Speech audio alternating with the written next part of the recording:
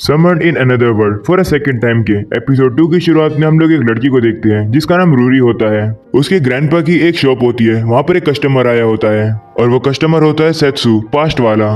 रूरी के ग्रैंडफादर सेत्सु से कहते हैं, मैं तुम्हें नहीं बेचूंगा, यहाँ पर जितनी भी चीजें हैं उनको मैं दिल से बनाता हूँ।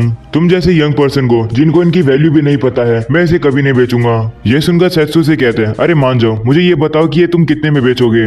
लेकिन अब भी रूरी के ग्रैंडफादर नहीं मान रहे होते हैं। तभी रूरी अपने ग्रैंडफादर के पास आकर कहती है, क्या ये कस्टमर एक कंप्लेनर है? जिस पर रूरी के ग्रैंडफादर कहते हैं, हाँ, ये मेरे बिजनेस में इंटरफेयर कर रहा है। यह सुनकर सेत्सु कहता है, वो ऐसी बात है। ऐसा बोलने के बाद वो टेबल के ऊपर काफी सारे गोल्ड कॉइन को रख देता है। इन गोल्ड कॉइन को देखकर रूरी के ग्रैंडफादर मान जाते हैं और कहते हैं, ये लो, तुम इसे खरीद सकते हो। तब सेत्सु भी सामान खरीद कर वहां से चले जाता है, जिसके बाद रूरी अपने ग्रैंडफादर से कहती है, आपने तो कहा था कि एक क्राफ्टमैन के लिए उसकी प्राइड काफी ज्यादा इंपॉर्टेंट होती है। जिस पर उसके ग्रैंडफादर कहते हैं, हाँ, प्राइड तो काफी इंपॉर्टेंट होती है, लेकिन कभी कभार समय आता है जब हमें एक्सेप्शन करना पड़ता है।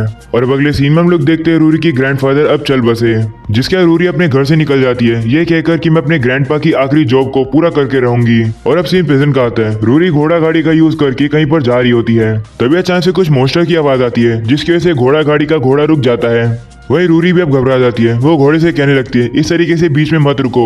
तभी अचानक से वहां पर एक जंगली मॉन्स्टर आ जाता है, जो कि रूरी के घोड़ा गाड़ी के ऊपर हमला करके उसके सामान को गिरा देता है। वही रूरी भी दूर जाकर गिरती है। उसके हाथ में एक ब्रोच था जो कि दूर जाकर गिरता है, तो रूरी जल्दी से जाकर उसे सेफली उठा लेती है और काफी रिलीफ फील करती है। वो कहती है, अगर ये खो जाता तो ग्रैंडपा की सोल मुझे कभी माफ नहीं करती। ऐसा बोल कर वो पीछे मुड़ती है। तभी उसे पता लगता है कि वो मॉन्स्टर उसके पीछे खड़ा है, जो कि काफी गुस्से में है। रूरी उसे देखकर डर जाती है और उसे कहती है, मुझे मत खाओ, मेरे अंदर तो मीट भी नहीं मिलेगा, मेरे अंदर सिर्फ हड्डी हड्डी है और मेरा टेस्ट काफी बेकार है। क्यों ना तुम पैसे लेकर इस बात को सेटल कर लो। वहीं पर अब वो मॉन्स्टर इस बात को थोड़ी मानेगा। वो रूरी के ऊपर हमला कर देता है। इससे पहले कि वो रूरी को कुछ कर सके, वहां पर सेत्सु आकर उस मॉन्स्टर को मार देता है। सेत्सु अब रूरी से कहता है, क्या तुम ठीक हो? तो रूरी उसे कहती है, तुमने मेरी जान बचाई, क्या तुम्हें पैसे चाहिए? तो सेत्सु कहते हैं, मुझे पैसे नहीं चाहिए, मैं तो बस यहाँ से जा रहा था। जिस पर रूरी कहती है, लेकिन मेरे ग्रैंडफादर मुझसे कहते थे कि कोई भी काम फ्री में मत कराना, पैसों से सेटल कर लेना। ये सुनकर सेत्सु से कहते हैं, तुम्हारे ग्रैंडफादर कुछ ज्यादा बेकार है। तभी अचानक से रूरी को सेत्सु को देखकर उसे याद आने लगता है कि उसके ग्रैंडपा की शॉप पर ऐसा ही कस्टमर आया था। लेकिन अब वो इस बात को इग्नोर करती है और खड़ी हो जाती है। और अब सेत्सु से कहते हैं, तुम इतनी रात में इतना सारे सामान को बिना गार्ड के ले जा रही हो? जिस पर रूरी कहती है, मैं जल्दी में थी, इसलिए मैं गार्ड को हायर नहीं कर पाई। तो अब सेत्सु वहां से चले जाता है, ये कहकर कि अगर तुम मर जाओगी तो तुम्हारा पैसा कोई भी काम नहीं आएगा। सेत्सु जा ही रहा होता है, तभी रूरी उसे रोकती है और कहती है, क्या तुम प्लीज मेरे गार्ड बनोगे? मैं तुम्हें पे भी करूंगी। तो सेत्सु कहते हैं, नहीं, मैं पहले ही बिजी हूँ, मैं किसी को ढूंढ रहा हूँ। तो रूरी उसे कहती है, प्लीज चल लो, ये पैकेज डिलीवर करना मेरे लिए बहुत ज्यादा इंपॉर्टेंट है। ये सुनकर सेत्सु थोड़ा सोचता है और कहते हैं, ठीक है, तुम्हें मैं आधे रास्ते में छोड़ दूंगा। और अब अगले सीन में हम लोग देखते हैं, वो लोग घोड़े पर बैठकर वहां से जा रहे होते हैं। वहीं सेत्सु से पूछता है, तुम कौन सा सामान डिलीवर करने जा रही हो? तो रूरी उसे कहती है, मैं तुम्हें नहीं दिखाऊंगी, ये काफी ज्यादा कीमती है। और अब अगले सीन में हम लोग देखते हैं, वो लोग एक टाउन के पोर्ट में आ जाते हैं। सेत्सु कहता है, पहले से ये जगह काफी बड़ी हो गई है। वहीं अब रूरी बताती है कि 5 साल पहले की वॉर खत्म होने के बाद ट्रेड यहाँ पर काफी ज्यादा बढ़ गया। वो अब सेत्सु से पूछती है, क्या तुम पहले यहाँ पर आ चुके हो? तो सेत्सु कहते हैं, हाँ, बहुत पहले आया था। जिसके बाद रूरी कहती है, इससे आगे जाने के लिए मैंने एक शिप को हायर कर रखा है। जिसके बाद वो लोग शिप के पास पहुंचते हैं, तो शिप का ओनर रूरी को मना कर देता है और कहता है, मैं तुम्हें डीमन कॉन्टिनेंट में नहीं ले जा सकता हूँ, वॉर की वजह से वहां पर कोई भी शिप नहीं जा सकती है। ये सुनकर रूरी दुखी हो जाती है और कहने लगती है कि मैं अब क्या करूँ। लेकिन वो अब भी हार नहीं मानती है। वो और भी ज्यादा शिप ओनर के पास जाकर कहती है, क्या मुझे तुम डीमन कॉन्टिनेंट में ले जाओगे? लेकिन हर कोई उसे मना कर देता है। रूरी को परेशान देखकर सेत्सु परेशान हो जाता है। वो कहता है, लगता है मुझे कुछ करना होगा। जिसके बाद हम लोग देखते हैं, रूरी के पास कुछ नाइट्स आ जाती हैं। वो उसे कहते हैं, यहाँ की सेफ्टी मेंटेन करने के लिए हम लोग यहाँ पर इंस्पेक्शन कर रहे हैं, तुम एक मर्चेंट हो ना, अपनी आइडेंटिफिकेशन डॉक्यूमेंट्स दिखाओ। रूरी भी मान जाती है और अब वो उन्हें अपना डॉक्यूमेंट दिखाती है। डॉक्यूमेंट पढ़ने के बाद वो नाइट कहते हैं, हम यहाँ सोल्जर अपनी जान खतरे में डाल रहे हैं और तुम मर्चेंट लोग अभी भी पैसे के पीछे पड़े हो। जिसके उस नाइट की नजर रूरी के लेदर बैग पर जाती है, जिसमें उसने वो सामान रख रखा था। वो उसे कहते हैं, हमें इस बैग पर शक हो रहा है, जल्दी से इसे चेक करवाओ। तो रूरी उसे मना कर देती है और कहती है, मैं ये नहीं दिखा सकती हूँ, ये काफी इंपॉर्टेंट है। ये सुनकर वो नाइट अब रूरी से जबरदस्ती उस बैग को छीनने लगते हैं। तभी सेत्सु वहां पर आकर उस नाइट को रोक लेता है। वो उनसे कहते हैं, क्या तुम लोग के पास परमिशन है भी ऐसे इंस्पेक्शन करने की? ये सुनकर वो नाइट सेत्सु पर गुस्सा हो जाते हैं और कहते हैं, तुम कौन होते हो? जिस पर सेत्सु बताता है कि मैं इस लड़की का गार्ड हूँ। ये सुनकर वो नाइट से अपनी तलवार बाहर निकाल लेते हैं और कहते हैं, एक गार्ड गार्ड हम लोग को क्या ही रोक लेगा। वहीं पर सेत्सु भी उनसे लड़ने के लिए तैयार हो जाता है। तभी टाउन के लोग भी यहाँ पर देखकर कहने लगते हैं, क्या ये नाइट्स वापस से लड़ाई करने वाले हैं। लोगों की बात सुनकर नाइट्स के पास और कोई भी चॉइस नहीं होती है, इसलिए अपनी तलवार अंदर करके सेत्सु को वार्निंग देकर वहां से चले जाते हैं। उनके जाने के बाद रूरी काफी खुश हो जाती है और अब वो सेत्सु को गले लगा लेती है उसका शुक्रिया करते हुए। और अब अगली सीन में हम लोग देखते हैं शाम हो जाती है। रूरी सेत्सु को सैंडविच खिला रही होती है, साथ में वो सेत्सु की तारीफ कर रही होती है उन नाइट से भिड़ने के लिए। ये सुनकर सेत्सु से कहते हैं, तुम भी काफी अमेजिंग हो। वो तुम्हें परेशान कर रहे थे लेकिन फिर भी तुम्हारे फेस पर स्माइल थी, तुम एक प्रो हो। ये सुनकर रूरी शर्मा जाती है और कहती है शुक्रिया इस तारीफ के लिए। और वो सेत्सु से कहती है, वैसे तुम्हें कैसे पता चला कि उन नाइट्स को परमिशन की जरूरत है इंस्पेक्शन करने के लिए। जिस पर सेत्सु कहते हैं, जिन सोल्जर के पास बैज होता है वह इन लोगों को इंस्पेक्शन कर सकते हैं। वैसे इन सब चीजों के बारे में मेरे दोस्त ग्लेन को ज्यादा पता है। और अब सेत्सु रूरी से कहते हैं, तुम्हें तो कोई शिप मिल ही नहीं रही है, आखिरकार अब तुम क्या करोगी। तो रूरी कहती है, मैं अब भी थोड़ा ट्राई करूंगी शिप को ढूंढने की, अगर नहीं मिला तो मैं पूरी एक शिप को ही खरीद लूंगी। ये सुनकर सेत्सु कहते हैं, क्या तुम पागल हो, तुम्हें पता है एक शिप कितनी महंगी आती है।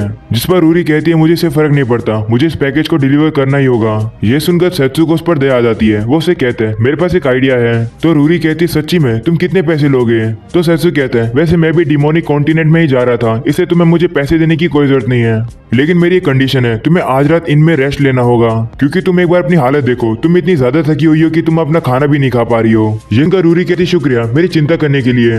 वैसे क्या हम लोग इनका रेंट आधा आधा पे कर सकते हैं। ये सुनकर सेत्सु सोचता है ये कभी भी नहीं सुधरेगी। और अब अगले सीन में हम लोग देखते हैं वो लोग अपने इन में आ जाते हैं, जहाँ पर सेत्सु नहाकर आता है और कहता है मजा ही आ गया, बात तो एकदम फ्री है, तुम भी जाकर नहा लो रूरी। तो रूरी भी मान जाती है और कहती है ठीक है। और जाने से पहले वो उसी कीमती बॉक्स को सेत्सु के पास लाकर कहती है, क्या तुम इसे संभाल कर रखोगे जब तक मैं वापिस आती हूँ। तो सेत्सु कहते हैं, क्या तुम श्योर हो कि तुम मुझे देना चाहती हो, ये तो काफी कीमती है ना। तो रूरी कहती है, हाँ कीमती तो है, लेकिन मैं तुम्हें दिखा रही हूँ। ऐसा बोलकर वो उस बॉक्स को ओपन करके सेत्सु को दिखाती है उसके अंदर का ब्रोच और कहती है मेरे ग्रैंडफादर की यही लास्ट जॉब थी। वहीं पर सेत्सु उस ब्रोच को देखकर हैरान होता है, वो उस ब्रोच को पहचान जाता है। तभी रूरी सेत्सु से कहती है, मुझे तुम्हें अपने ग्रैंडपा के बारे में बताने दो। वो बताती है कि उसके ग्रैंडफादर काफी फेमस ज्वेलर थे, पूरी कंट्री में से कोई भी नहीं था जो कि उसके ग्रैंडफादर की तरह चीजें बना सके। और एक दिन एक कस्टमर इस ब्रोच को रिपेयर करने की रिक्वेस्ट लेकर आया, जिसे मेरे ग्रैंडफादर ने ही बनाया था, लेकिन मेरे ग्रैंडफादर के पास ज्यादा समय नहीं बचा था। उनकी हालत अब काफी बुरी हो जाती है क्योंकि अब वो बूढ़े जो हो गए हैं। और अब अगले सीन में रूरी के ग्रैंडफादर से कहते हैं, मैंने तुम्हें सिखाया कि पैसा काफी इंपॉर्टेंट है। ऐसा इसलिए क्योंकि तुम उससे किसी भी इंपॉर्टेंट चीज को प्रोटेक्ट कर सकती हो, बिना पैसे के तुम उस चीज को प्रोटेक्ट नहीं कर सकती हो जो चीज तुम्हारे लिए इंपॉर्टेंट है। हर किसी चीज को खो देना उस चीज के लिए जो कि तुम्हारे लिए काफी इंपॉर्टेंट है, यही ट्रू प्राइड होती है। और अब उसके ग्रैंडफादर उसे यही ब्रोच देकर कहते हैं, क्या तुम मेरी फाइनल जॉब को पूरा करोगी। रूरी भी मान जाती है और कहती है, हाँ मैं प्रॉमिस करती हूँ मैं इसे जरूर डिलीवर करूंगी। जिसके बाद सीन प्रेजेंट का आता है। रूरी सेत्सु से कहती है, इसलिए मैं इस ब्रोच को सेफली डिलीवर करना चाहती हूँ। वो सेत्सु को वही ब्रोच देखकर वहां से चली जाती है नहाने के लिए। रूरी अब अपने मन में अपने ग्रैंडफादर से कहती है, मुझे एक अच्छा पर्सन मिल गया है जिसकी वजह से मैं आपसे किया हुआ प्रॉमिस पूरा कर पाऊंगी। ऐसा बोलकर रूरी वहां से चली जाती है। वहीं अब सेत्सु को दिखाया जाता है जो कि उस ब्रोच को टच करता है और उसके अंदर की एनर्जी को सेंस कर पाता है। वो अब कहता है, मुझे पता था ये वही ब्रोच है जिसके ऊपर मैंने प्रोटेक्शन मैजिक कास्ट किया था। सेत्सु को अब एक पर्सन की याद आती है। सेत्सु अब कहता है, मैं दुआ करता हूँ कि कुछ भी बुरा ना हुआ हो। और अब अगले सीन में हम लोग देखते हैं रात हो जाती है। वहीं पर रूरी तो पूरी फैल कर सेत्सु के ऊपर ही सो रही होती है। तभी नीचे इनके होने के पास वही नाइट्स आते हैं। वो उसे कहते हैं, हमें पता चला कि तुम्हारे इनके अंदर एक मर्चेंट लड़की और एक गार्ड रह रहे हैं जिसके हाथ में ब्लैक स्वॉर्ड है। उन पर शक है कि वो लोग डीमन के स्पाई हैं। वो कहाँ पर हैं? तो अब इनका ओनर भी उन्हें रूम नंबर बता देता है और अब वो नाइट्स भी ऊपर आने लगते हैं। वहीं पर सेत्सु को पता लग जाता है कि ये लोग आ रहे हैं। वो कहने लगता है, तो ये लोग मानेंगे नहीं। तभी वही नाइट काफी तेजी से अंदर आता है जिसके से रूरी भी डर जाती है। तभी सेत्सु रूरी को पकड़कर खिड़की से नीचे कूद जाता है और अब वो लोग भागने लगते हैं। वहीं पर वो नाइट्स भी आकर सेत्सु को रोकने की कोशिश करते हैं, लेकिन सेत्सु इन लोगों के ऊपर से कूदकर आगे चला जाता है। वहीं पर रूरी तो बहुत ही ज्यादा डर रही होती है। जिसके बाद हम लोग देखते हैं सेत्सु और रूरी दौड़ते दौड़ते एक डेड एंड पर आ जाते हैं। तभी रूरी सेत्सु से कहती है, अब हम लोग क्या करेंगे, ये लोग हमें पकड़ लेंगे। वहीं सेत्सु भी कहते हैं, हाँ हम लोग प्रॉब्लम में तो फंस गए। तभी वो नाइट्स भी वहां पर आ जाते हैं। वो सेत्सु से कहते हैं, आगे जाने का कोई भी रास्ता नहीं है, माफी मांगकर सरेंडर कर लो, हम लोग शायद से तुम्हें जाने भी देंगे। ये सुनकर सेत्सु कहते हैं, तुम्हें क्या लगता है मैं तुम लोगों से माफी मांगूंगा? भाड़ में जाओ, तुम लोग बस मुझसे लड़ने आओ। तभी रूरी सेत्सु से कहती है, इन लोगों को भड़का क्यों रहे हो तुम और ज्यादा। तभी सेत्सु कहता है, टाइम आ गया है हम लोग के जाने का। ऐसा बोलकर सेत्सु रूरी को लेकर पानी में ही कूद जाता है। ये देखकर वो नाइट्स कहते हैं, क्या ये पागल हो गया, ऐसे तो ये लोग मर जाएंगे। वहीं पर रूरी भी डर रही होती है। वो कहती है, हम लोग नीचे गिर जाएंगे, मुझे मरना नहीं है। तभी अचानक से पानी में से एक मोस्टर निकलता है। उसे देखकर सेत्सु कहता है, काफी समय बाद मिल रहे हैं, मैं भी वापिस आ गया हूँ। वहीं पर ये सब देखकर नाइट्स काफी ज्यादा हैरान रहते हैं। तभी सेत्सु उस मॉन्स्टर से कहता है, लेविया तुम्हें इतनी जल्दी बुलाने के लिए माफी चाहता हूँ, मैं तुम्हें बाद में समझा दूंगा कि क्या चल रहा है, लेकिन क्या तुम अभी के लिए हमें डिमोनिक किंगडम में छोड़ दोगे। ये सुनकर वो मॉन्स्टर भी मान जाता है और वो सेत्सु और रूरी को लेकर वहां से चला जाता है। ये सब देखकर वो सोल्जर कहते हैं, आखिरकार ये क्या हो रहा है, क्या ये सपना है, हम लोग इसे कैसे रिपोर्ट करेंगे। वहीं रूरी उस मॉन्स्टर को देखकर कहती है, क्या ये ओशन का गॉड लेवाइथन है। वो अब डर जाती है। वो कहती है, आखिरकार मैंने किसको अपना गार्ड बना लिया। तभी अचानक से उन्हें सामने से काफी तेज सूरज की रोशनी आती है और उन्हें सामने डिमोनिक किंगडम दिखाई देता है। वहीं अब सेत्सु कहते हैं, चलो हम लोग पहुंच ही गए हैं डिमोनिक किंगडम में। एंड ये पर हो जाता है ये एपिसोड खत्म। पसंद है तो लाइक कर देना, चैनल को भी सब्सक्राइब कर देना। मिलते हैं फिर इसके नेक्स्ट एपिसोड में।